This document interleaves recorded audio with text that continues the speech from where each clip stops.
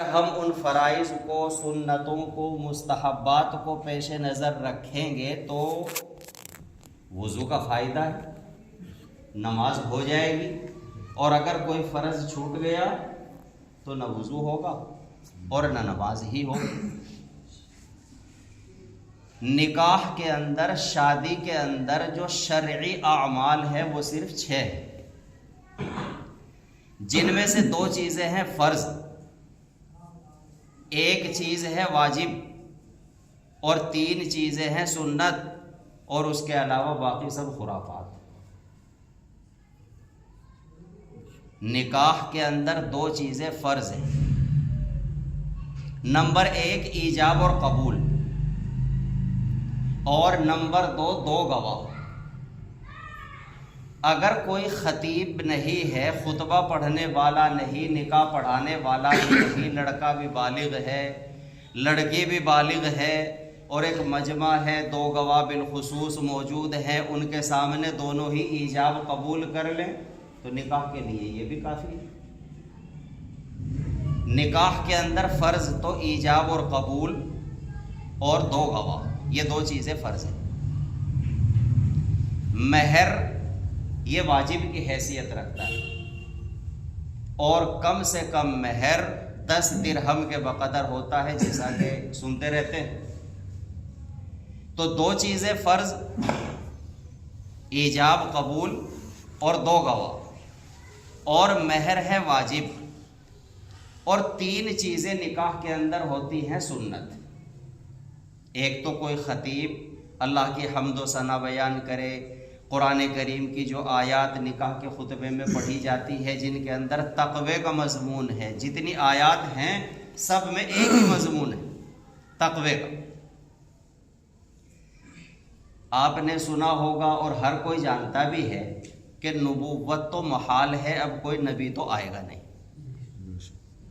لیکن ولایت کا دروازہ بند نہیں ہوا۔ ولی پہلے بھی ہوئے، آج بھی ہیں، اور آئندہ بھی ہوتے رہیں گے۔ بہت سے لوگ یہ سمجھتے ہیں کہ جی ہم کیسے ولی بن سکتے ہیں، تو ولی بننے کے لیے کرنا کیا پڑتا ہے؟ ولی ہونے کے لیے، ولایت کے لیے صرف 2 چیزیں ضروری ہیں۔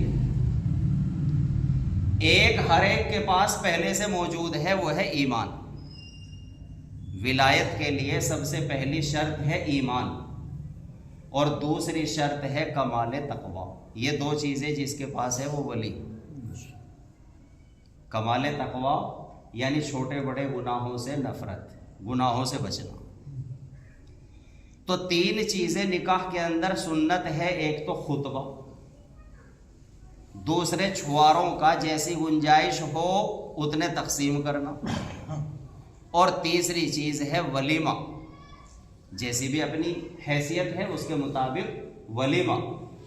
حدیث شریف ہے، نبی پاک صلی اللہ علیہ وسلم نے عبد الرحمن بن عوف رضی اللہ تعالیٰ عنہ سے فرمایا تھا، اولم ولو بشاتی، ولیمہ کھلانا چاہے 1 بکری ہی کیوں نہ ہو۔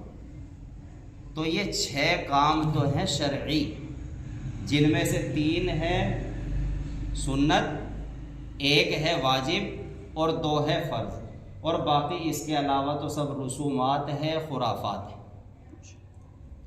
چلو ہم نے مانا کہ ہماری حیثیت ہے، اور ہم یہ چاہتے ہیں کہ ہم دل کھول کر کے پیسہ شادی میں خرچ کریں۔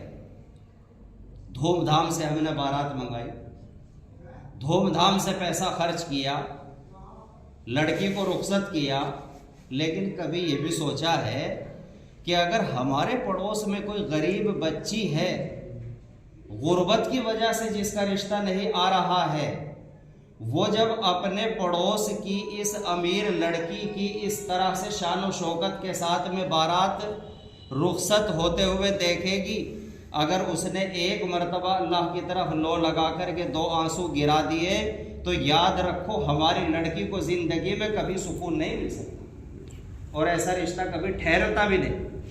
کتنے واقعات اس طرح کے ہوتے ہیں۔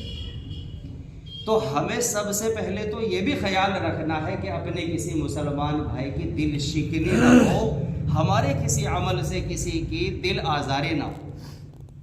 ہماری حیثیت ہے، ہم اپنی لڑکی کا